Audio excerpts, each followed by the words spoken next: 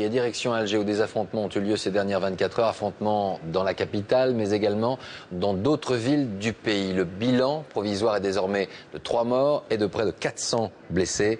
Sur place, on retrouve Inès Gravilov. La photo date un peu. Abdel Fattah Akriche avait 31 ans. Il est mort hier dans les émeutes à Bousmaïl, à 50 km d'Alger. Voisins, amis viennent lui rendre hommage et consoler son père qui crie à l'injustice et à l'impuissance. Selon sa famille, le jeune, qui était agent de sécurité, est mort par balle et n'avait rien à voir avec les manifestants. Mon frère était à la maison, on a entendu des coups de feu, on a paniqué. Il est sorti chercher notre autre petit frère de 22 ans qui était dans la rue. 5 minutes après, il était mort sous les yeux de notre frère. Ils lui ont tiré dessus.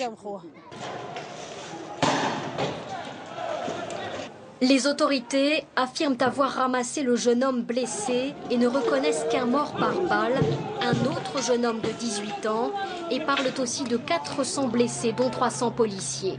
En première ligne de ces émeutes étendues partout, les jeunes les plus déshérités, très violents et déterminés.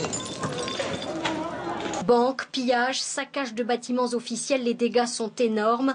La méthode dérange parfois, mais la colère est partagée. Logement, plus la vie chère, plus c'est tout un ensemble. Il n'y a pas d'emploi. Les émeutiers attendent la nuit pour en découdre. Comme la nuit dernière dans le quartier de Bellecour, les caméras de surveillance deviennent alors moins efficaces pour les identifier.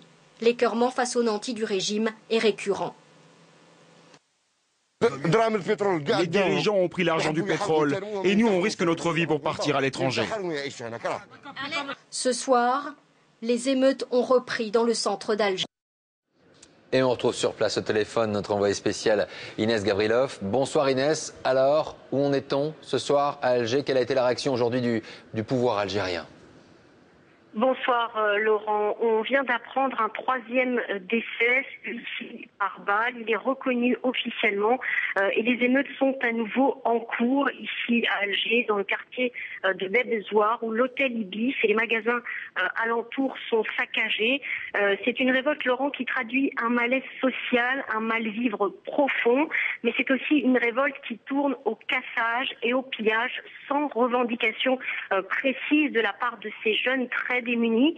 Nous étions au cœur de ces émeutes. Il n'y a pas de slogan, pas de leader, juste une immense colère. Le gouvernement vient d'annoncer l'exonération des taxes sur l'huile et le sucre, mais cela ne semble pas calmer les esprits. Il faut rappeler ce chiffre édifiant, Laurent, 75% des Algériens de moins de 30 ans sont au chômage. Inès Gravilov en direct d'Alger, en Allemagne.